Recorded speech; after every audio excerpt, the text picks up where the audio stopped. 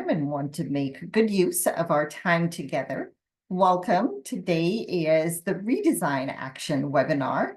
And thank you for joining us again today. My name is Laura Hyatt, and I'm the manager here at TEA of the School Action Fund. And you are looking at the happy picture of Stephen Rachel, who's one of the district support specialists on the School Action Fund team. Unfortunately, he's not able to join us today, but he is usually the specialist who works with most of the redesign actions. And so I'll talk with you a little bit today around the LASO Cycle 3 and where school actions are in LASO Cycle 3, as well as go through the redesign action and follow up with some resources and next steps for you. While we are here together in this webinar, please submit all of your questions during the webinar in the Zoom Q&A. At the end, you can also email laso@tea.texas.gov with any follow-up questions. You may also email me, and my email address will be at the end. And webinar slides and recordings will be posted on the LASO Cycle 3 website after all of the webinars have been completed. So let's take a look at our objectives for today. So at the end of today, hopefully you will understand the why, what, and how of the redesign action, and also understand what planning and implementation will look like, and then have a good understanding of what some of our successes in the School Action Fund program have been like with some schools.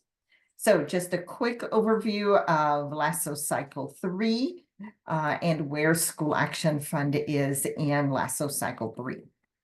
This is the third iteration of LASO, and that's the Learning Acceleration Support Opportunities, and the agency will be awarding approximately $160 million across various initiatives and in-kind supports to LEAs. And this will be across 11 different grants and across 3 different categories of grants. And you can see the majority of the grants fall under curriculum and instruction. And there's a couple in more time, including ADSE Full Year, which is now a part of School Action Fund. And you can see the School Action Fund falls into the group of innovative school models. And as I said, ADSE Full Year is included in School Action Fund for the second time. We are happy to say it was also included in LASO 2. And I'm already using too many acronyms. So ADSE is the Additional Days School Year. And we'll talk more about that later.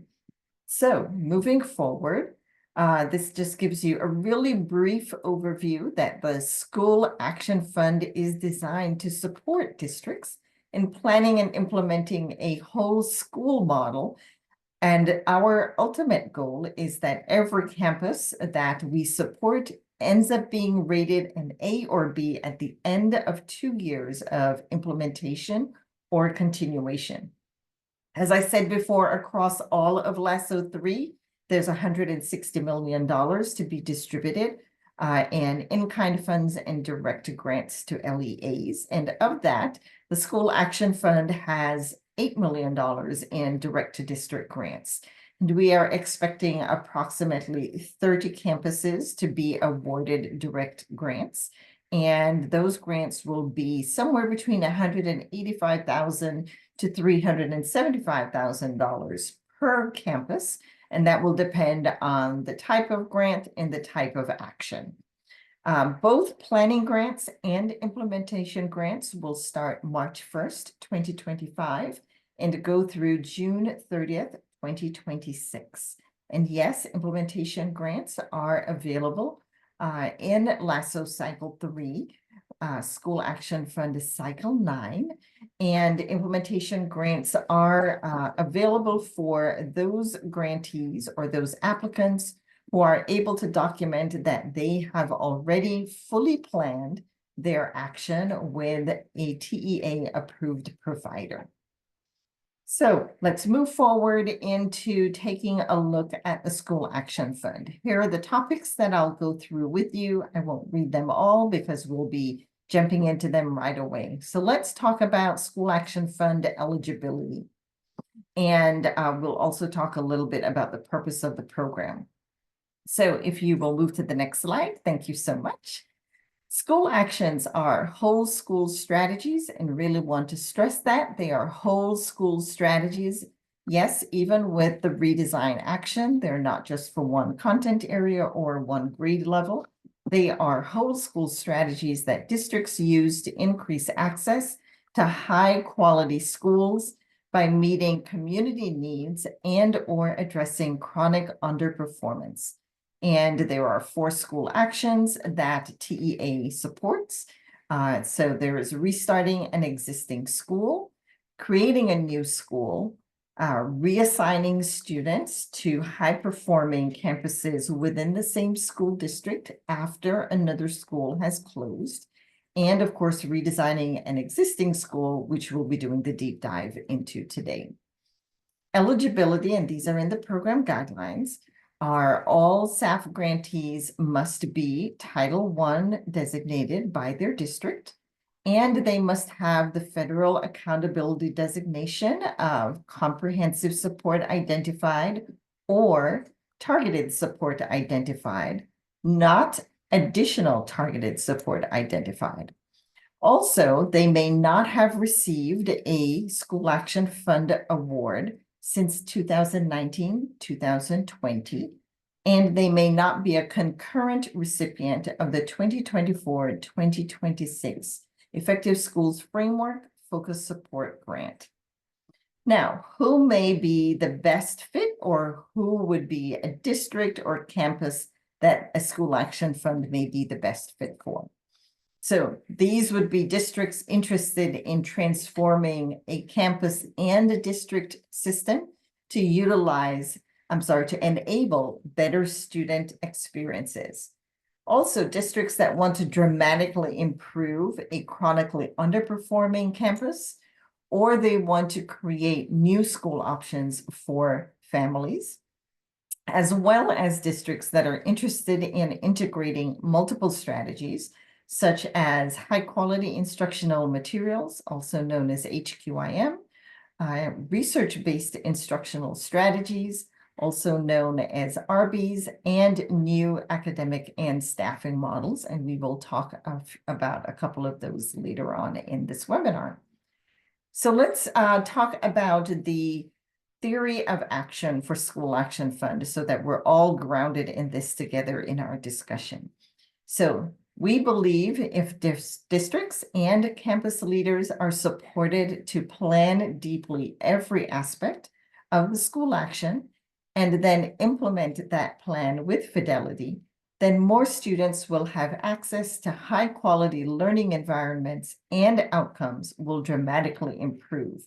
And that piece is important. Outcomes will dramatically improve for students, because again, our goal here with the School Action Fund team is that our grantees will reach an A or B rating after 2 years of implementation. So the question is always, what's included in a School Action Fund grant?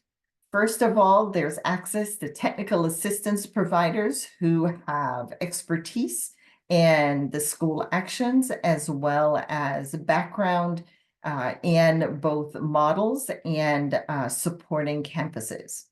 There's also access to tools and resources for everything from supporting campuses and districts with goals and metrics, as well as planning and implementing HQIM and in other areas of professional development.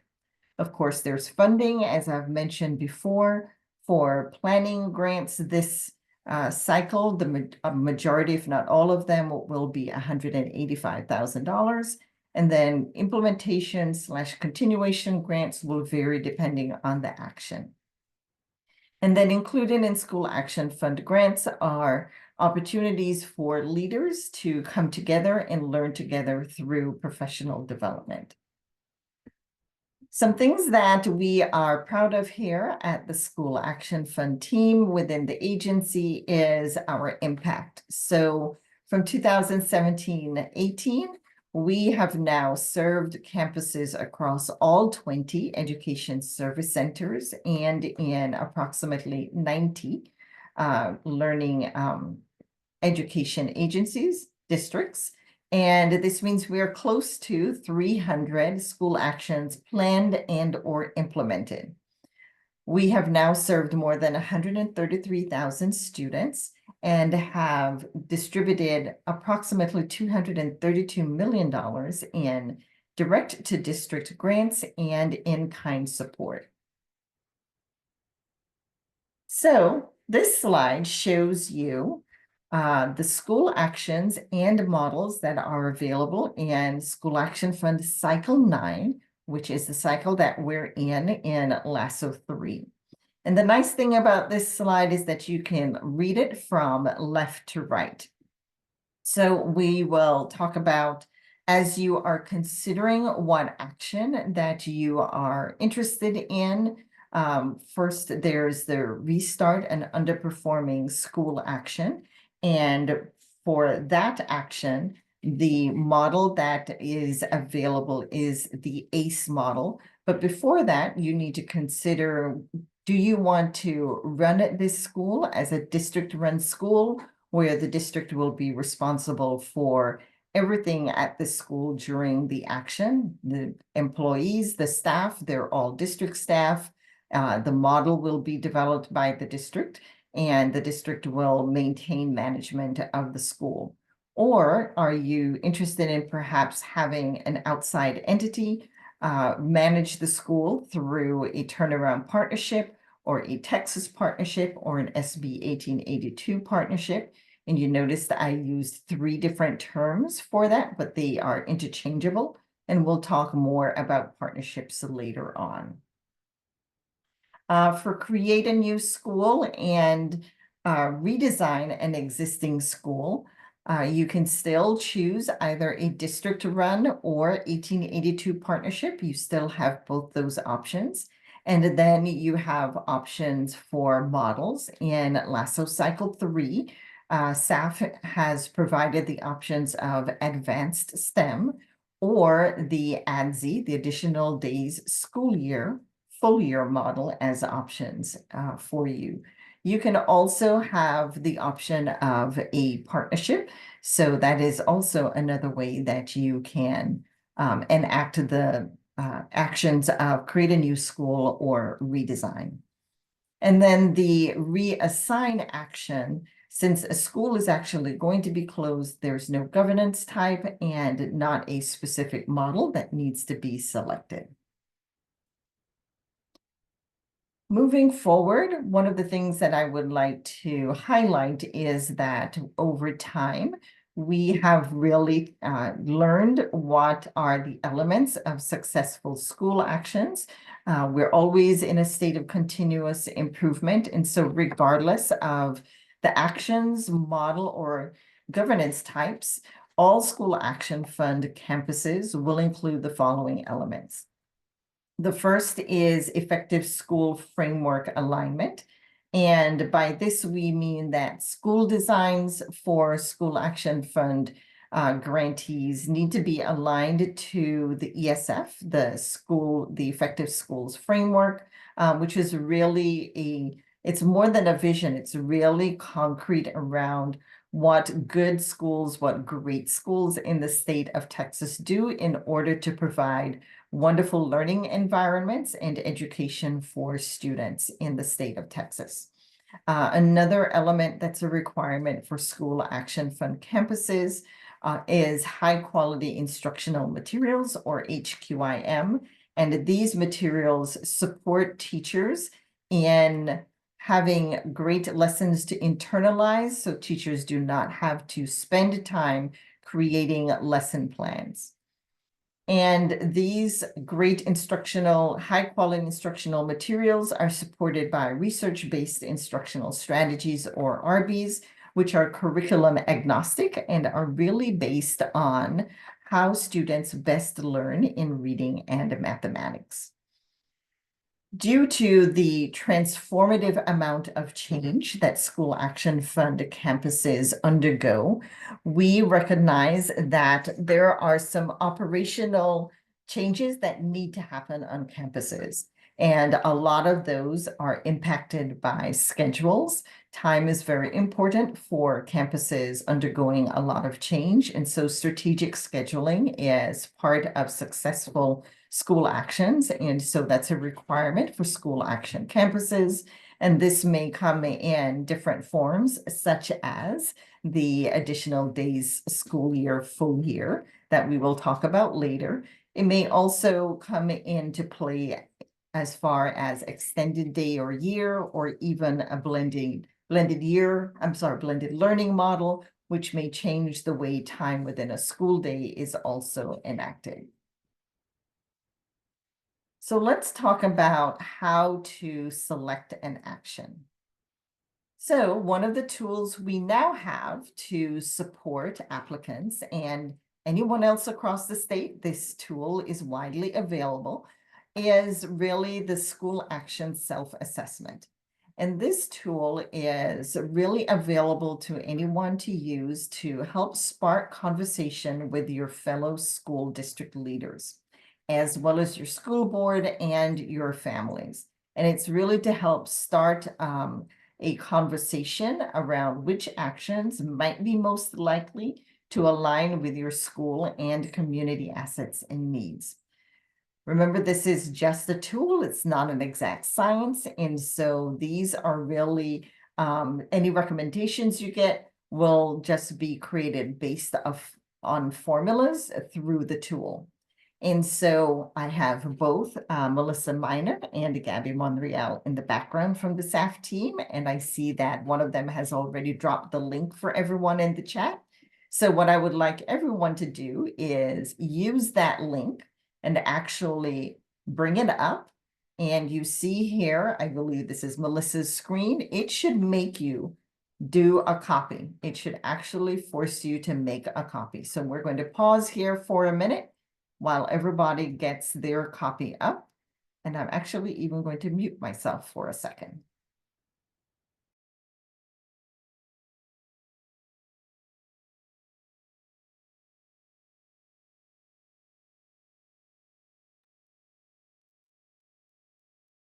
All right, if you're having any problem with the link, would you please drop a note or a question in the Q&A just to let us know?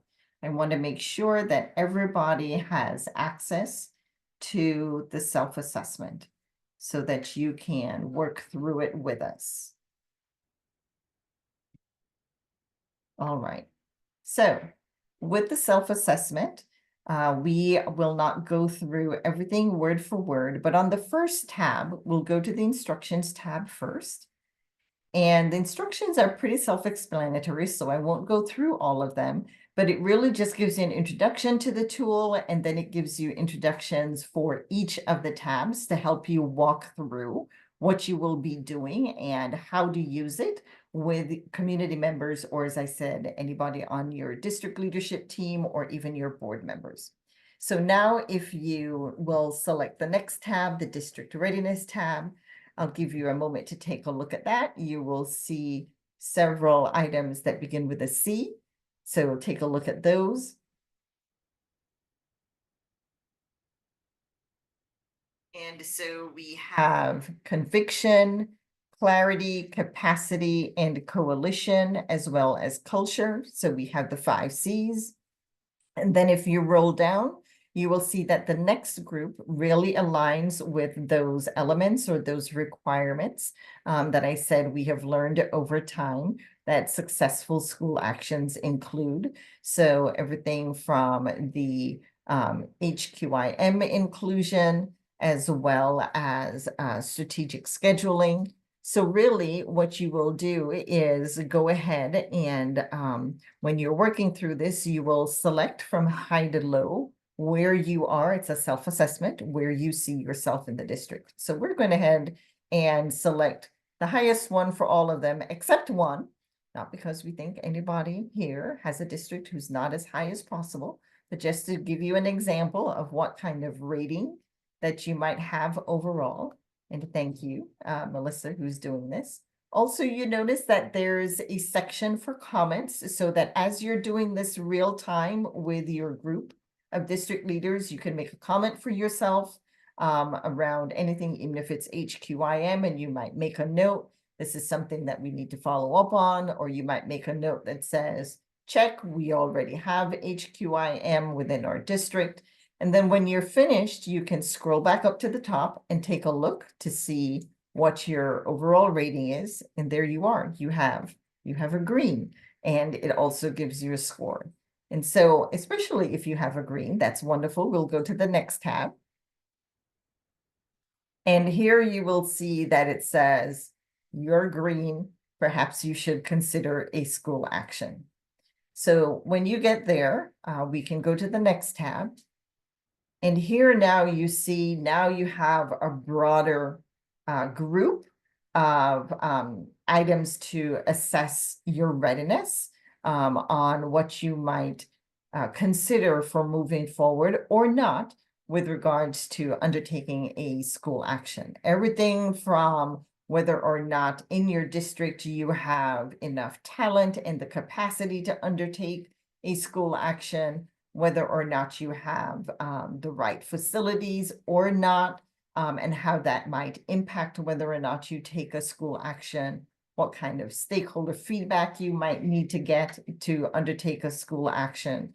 And so thank you, Melissa, you're ahead of me. She's already check marking some of the boxes.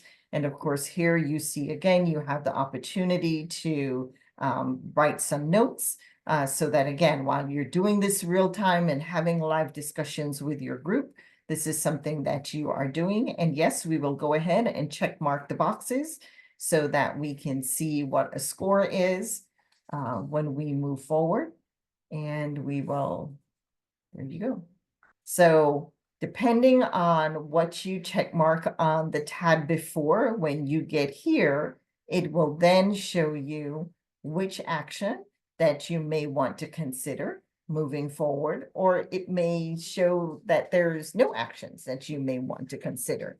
And again, remember, this tool is not an exact science. It's just something else that has been built potentially to help you with making the decision as to whether or not a school action may be right for you and your schools and your community. So thank you very much. We will continue to move forward onto the next section in our webinar, where we'll move forward to more of a deep dive into why choose the redesign action. So I'll give you about 30 seconds to read these 3 bullet points, and then we will talk about them.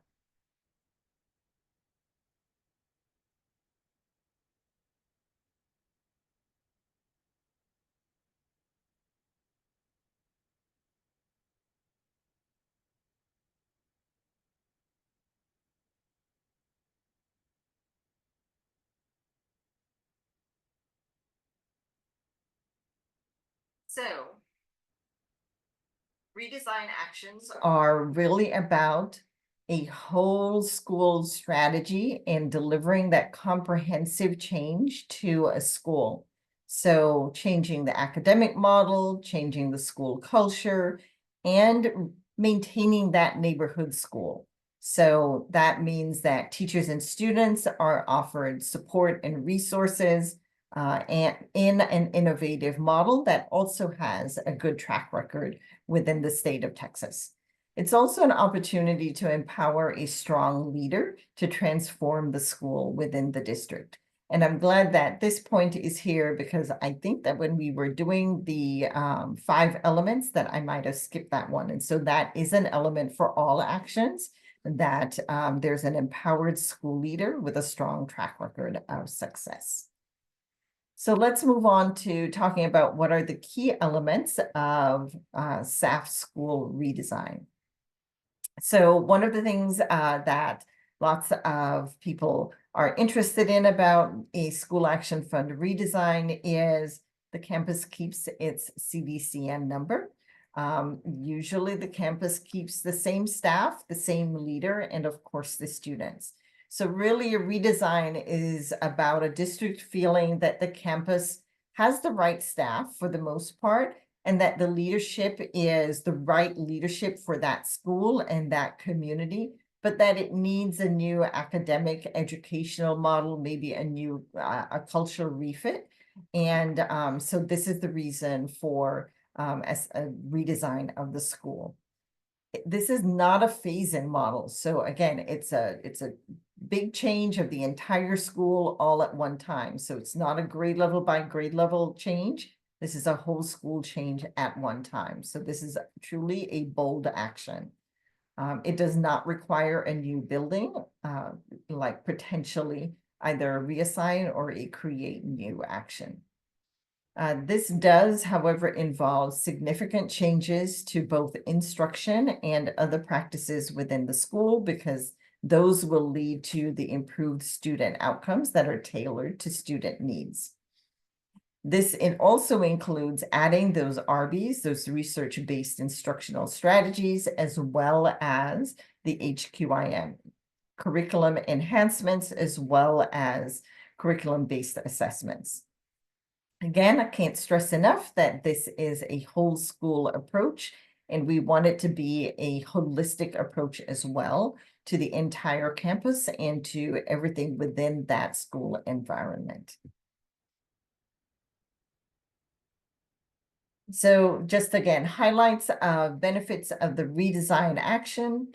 We expect that there's going to be improved academic performance.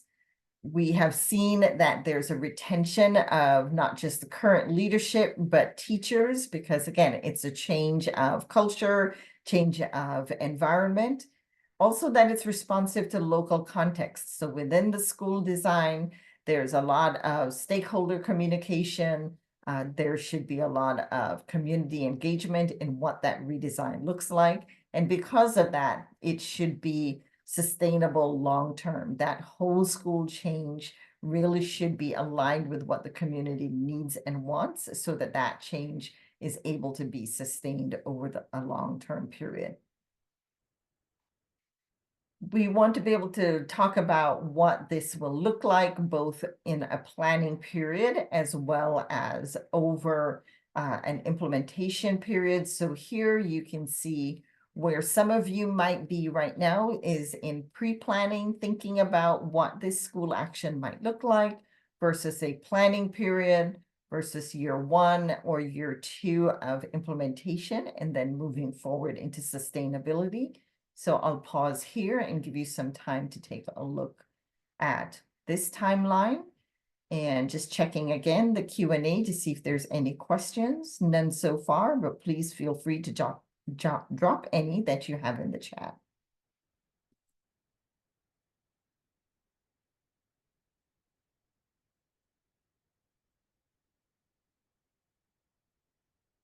We'll move ahead. I still don't see any questions yet.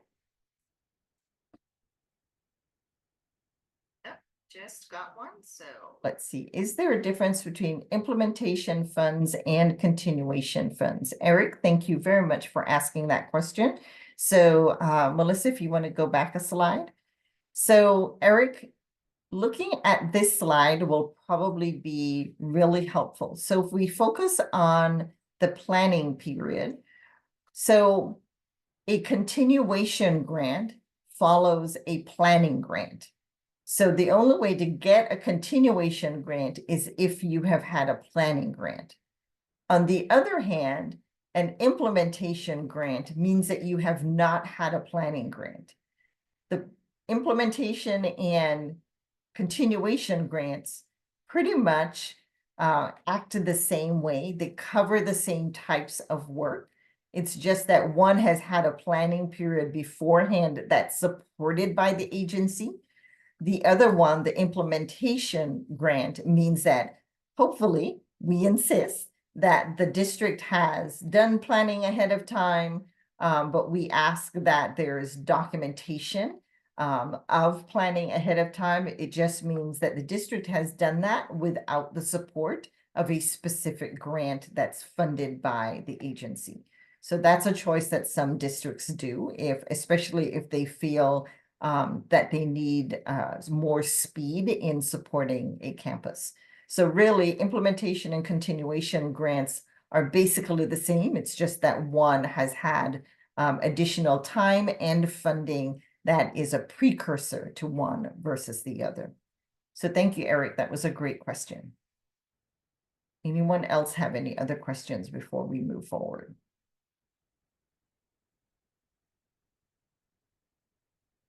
And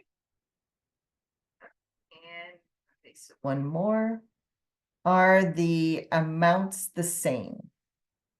For continuation and implementation, generally the amounts are fairly similar. So for example, a redesign continuation grant is usually 500,000 over a 2-year period.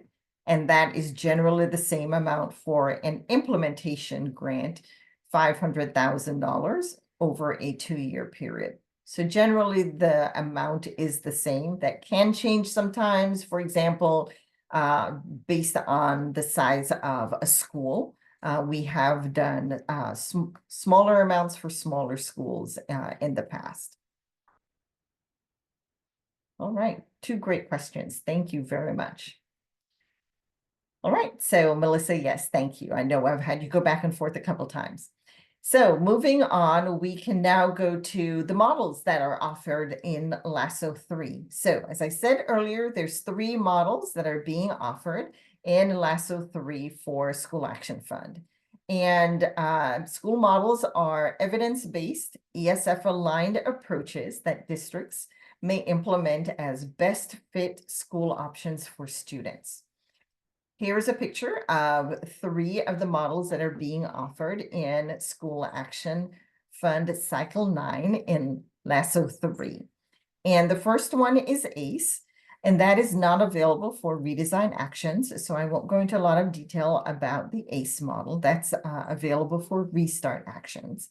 The other 2 models here are available for redesign actions. The first one, again, is ADSI full year.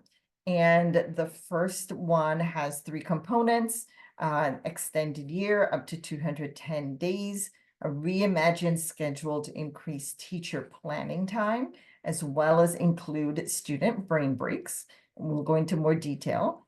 And then the advanced STEM model, which we will also go into more detail later on. And the elements there are STEM integration, applied learning, instructional excellence, and a school-wide culture of innovation. We will talk more about both of these models. And the first one that will come up is the ADSI full year model. And we even have an example to talk about. But what I am excited about is we have Brian Doran here with us. And he is the Director of Extended Learning Models here at TEA.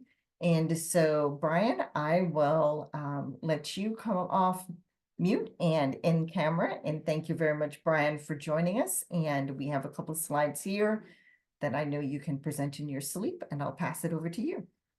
Great. Thanks, Laura.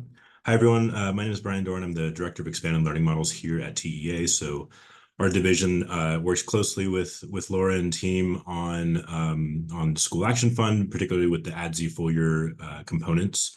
And so really when we're talking ADSI full year, what we're doing is utilizing additional days school year, which is available for elementary campuses and adds half-day funding to any elementary campuses that add up to 30 days on top of a 180-day calendar.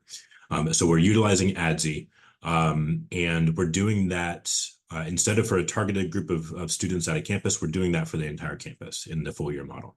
And so this is really starting to look more like a full year, a year-round kind of component, 210-day calendar, where we're really trying to make the most out of all of the instructional time that is available, as well as reducing the length of summer, so really minimizing the risk of summer slide as well. The way that this the magic of this model really though is in the day-to-day. 210 days is great. However, it also poses a lot of teacher stressor issues and burnout issues and things like that. And so in order to accommodate and make sure that this is truly a sustainable working environment for everyone, particularly considering the kind of shift from status quo, The thought is, from a day-to-day standpoint, you're reducing the daily amount of instruction. And with the 210 days, with those extra 30 days, you're actually still hitting the same amount of instruction over the course of the year. Then with the reduced amount of instruction each day, that makes the way for additional brain breaks for kids, maybe that might be an additional specials rotation, something like that. And then also additional planning time for teachers. So this takes very deliberate strategic scheduling. This takes thinking about what does your scope and sequence look like over the course of a year. This is an example of what this might look like from a daily schedule. So we have some folks that do this as an ADSI day for 30 days over the course, or for 30 weeks, essentially, over the course of the calendar. Others do a more like every single day looks the same with a decreased amount of instruction and revamped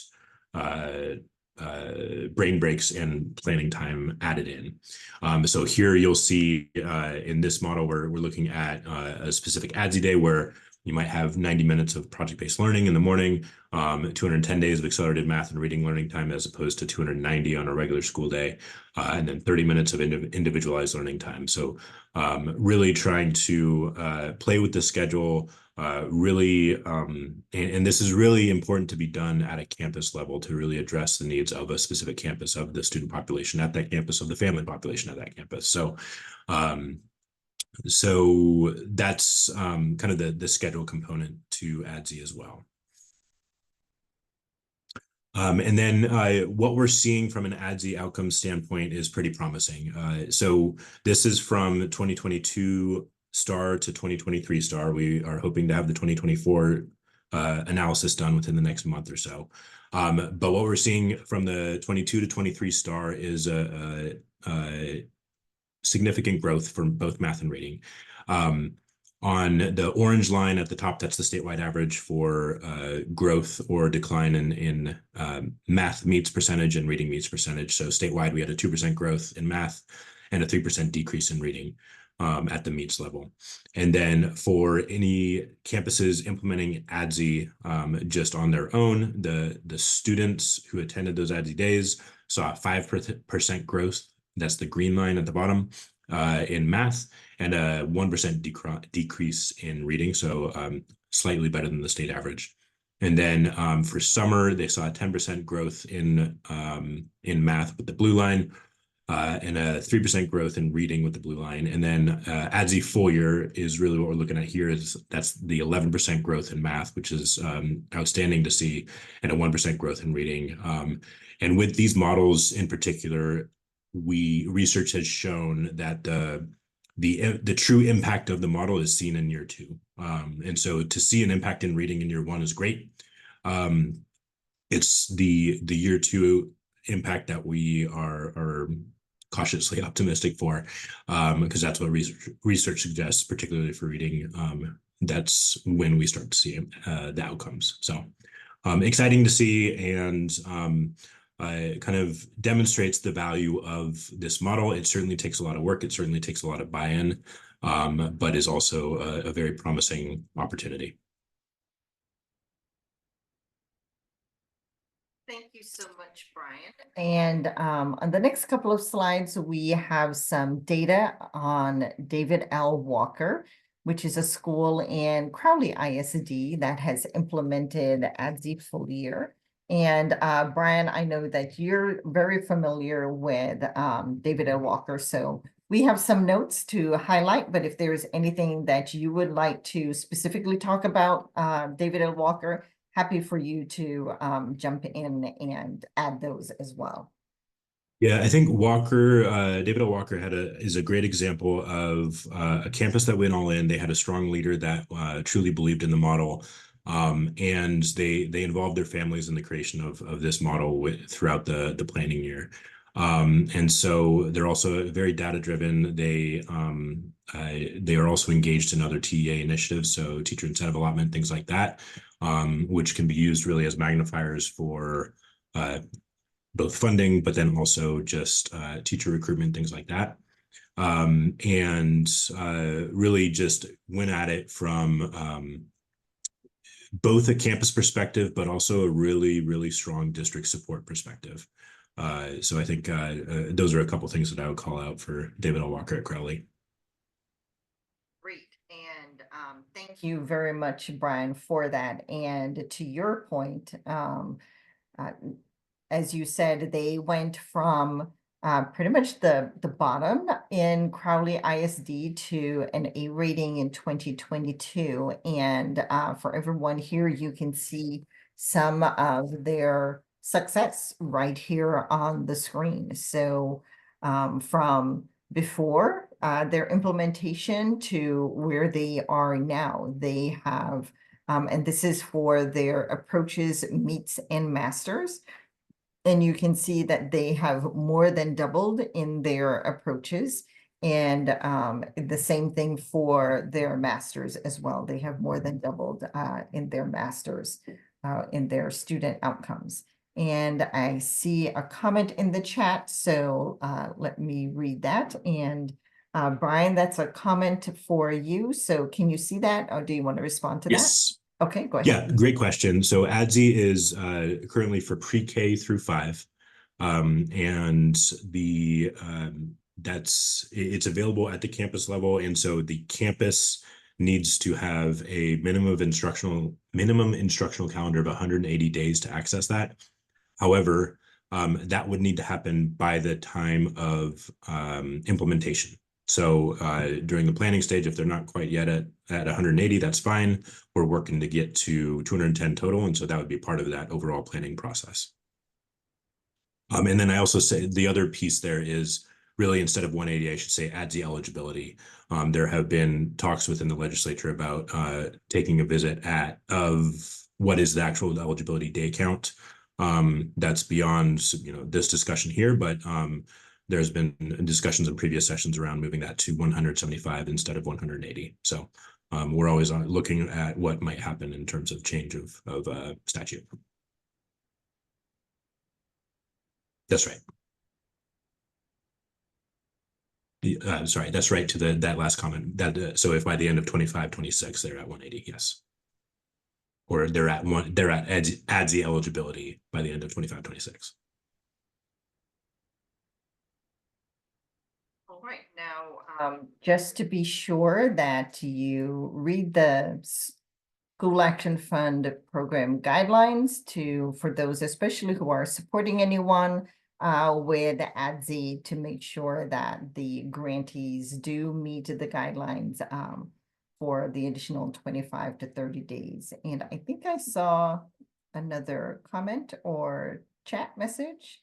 Okay, a follow-up question. If we have a high school and want to apply for a redesign grant, we would have to do a STEM school. And that is correct, because the ADSI model, it only goes to 5th grade. And so that would be correct and then the STEM model is available for the redesign option. So we are now about to talk about STEM and the advanced STEM model for redesign. And you're welcome, Lisa. So I know this slide is very busy, but it's very important. And it's also going to highlight a point that I forgot to mention earlier. So I'll give you just, I'll give you a good 30 seconds to take a look at this, and then I'll talk you through this slide.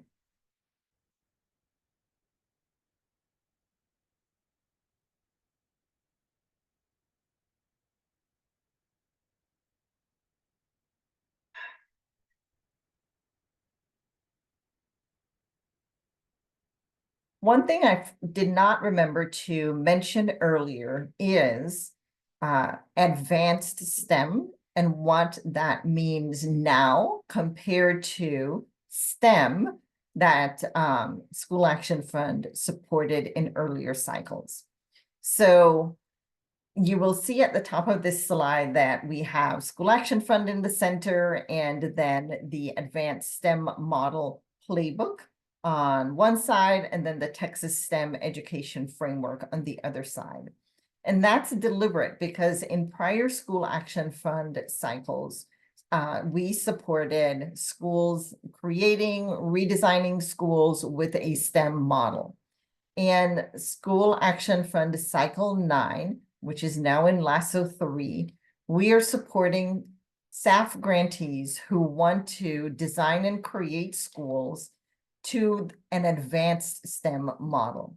And that's because we are aligning with the Texas STEM education framework. And, in the School Action Fund, we want to make sure that we are supporting grantees to go above and beyond in these true tested and true models. So the Advanced STEM School Model Playbook includes STEM integration and cross-curricular experiences applied in hands-on learning, cross-curricular, experiences, instructional excellence, and that means STEM everywhere, every day. And that also means beyond state standards, and STEM is now included in state standards, in the science standards for everyone, and a school-wide culture of innovation. And so here we deliberately included a picture of the STEM model progression from the Texas STEM education framework. And you will see all the way over on the right is the full immersion where it says advanced. And right underneath that, you see LASO 3 and beyond. So prior SAF cycles where we supported STEM models, we're now really supporting in LASO 3 and beyond grantees who are pushing to that advanced STEM model. So really wanted to emphasize that so that when you're looking at the advanced STEM school playbook, you should also be taking a look at the Texas STEM education framework and really knowing that that right column is where you are shooting for, and the expectation that we will be holding grantees, campuses, districts, our School Action Fund technical assistance providers who will be supporting grantees. That's where we are going to be holding all of you accountable, and that's what we are looking for, you to be supporting your students in this model. So would like to highlight a couple, well, I think we have one that we're going to highlight, a success story in STEM of a school that we have supported in the School Action Fund. And this is David Daniels Elementary Academy of Science and Math and Grand Prairie ISD. And they combined both a blended learning model, the station rotation model, in their implementation of a STEM model. And they did this throughout their planning and implementation. They redesigned this campus so that it could be a bridge from their elementary and middle schools up to their secondary STEM program, because for the geographic location where David Daniels is located, they did not have STEM be lower than high school. And so this was deliberate in order to be able to provide this community access to STEM programs and education.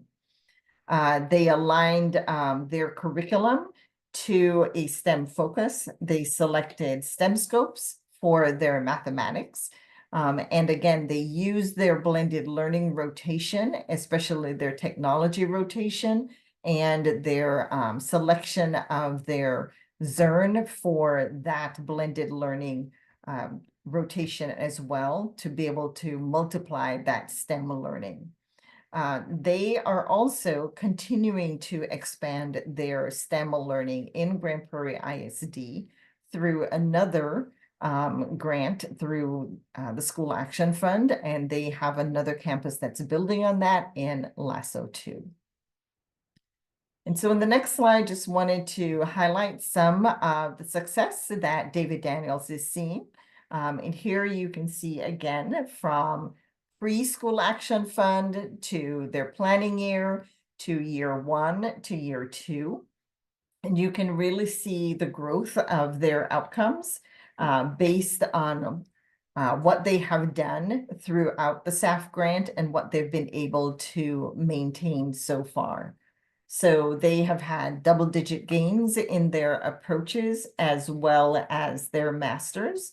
They have almost doubled the number of students in their meets from their pre-SAF from 16% to 30%. And we are expecting to see even more gains in the future. So we've got about 9 minutes left before I do a bit of a wrap up. I just wanted to see if there's any more questions in the Q&A or the chat. I don't see anything else. All right. So moving forward.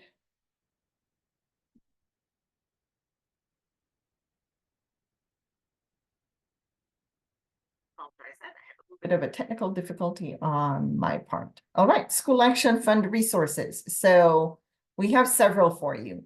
The school model playbooks, they are available for you on the Center for School Action's website. We talked about all three models, even though we really highlighted ADSE full year and advanced STEM. The ACE school model playbook is also on that website. All three of them have playbooks. They're all available for you on the Center for School Action's website. We have other resources available. We demonstrated this self-assessment. It's linked here. It's linked on that other slide. It's accessible for you. It will be there. Melissa or Gabby, would you drop it in the chat for us again, just so that people can access it one more time, since the slides for this webinar won't be up for a few more days. Thank you very much. And then the Texas Partnerships website, that's also linked in the slides. And if one of you can drop that link also, then that will be helpful. Just again, because the slides won't be up for a few more days. And then we also have several resources for HQIM and ARBIES. So there is the TEA website for HQIM and OER. So you will find the quality rubrics there, as well as more information on OER. If you have read the School Action Fund Program Guidelines, you will see that there's 3 definitions for HQIM there. OER is one of them. It's not a requirement for School Action Fund. The Strong Foundations website has a lot of information on ARBIES, the research-based instructional strategies. So if you have any questions there, I strongly suggest that you go to their website. All right. Next, just to let you know, there's office hours being supported by the Center for School Actions. So the first one has already passed this morning. There will be one on Friday, November 1st. I believe that they have generously added another one next week, Thursday. And that one will be included on the slides when we put those up, so that you'll have that available. If you have any detailed questions that you would like to have a one-on-one with someone from the Center for School Actions, there's also a link that will be in the slides. And Melissa, if you want to drop that link, or Gabby, that will be with Sarah Gudenkoff, who is with Maya Consulting and the Center for School Actions. And she is also an executive advisor and has supported multiple school districts in implementing School Action Fund grants. So she's very knowledgeable there. The LASO 3 timeline.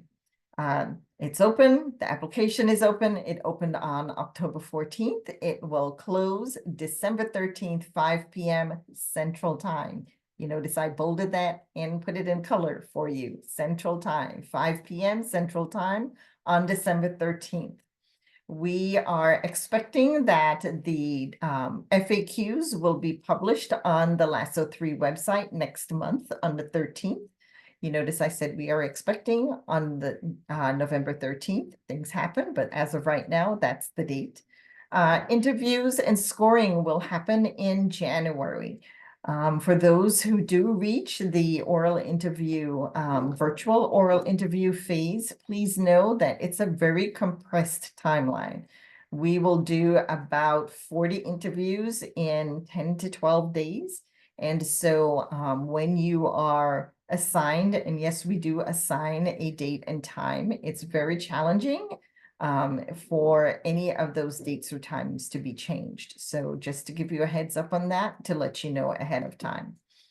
Announcement date for LASO 3 awards across the board, not just SAF.